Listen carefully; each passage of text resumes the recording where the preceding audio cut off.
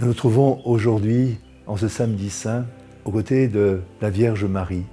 Elle est plongée dans le silence, son silence maternel. Elle a accompagné Jésus tout au cours de son ministère, depuis Cana, en Galilée, jusqu'à la croix, jusqu'à la mort.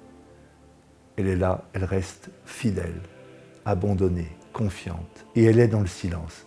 Il y a des silences qui sont des silences de trahison, quand on n'ose pas dire les choses.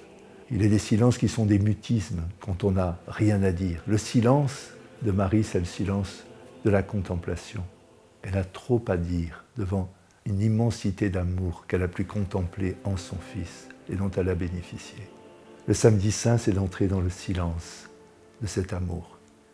Mais c'est aussi être porté par l'espérance. Le chrétien est celui qui sait que Dieu est au bout du chemin, que la mort n'est pas le dernier mot de l'histoire. Et seul pourra nous parler de la mort celui qui en est revenu, le Christ. Espérer, c'est attendre Dieu, s'attendre à Dieu. Et cette espérance, dans les moments de difficulté et de deuil, où parfois nous sommes dans l'amertume, devant des échecs, face à des conflits, eh bien, cette espérance, nous en avons besoin.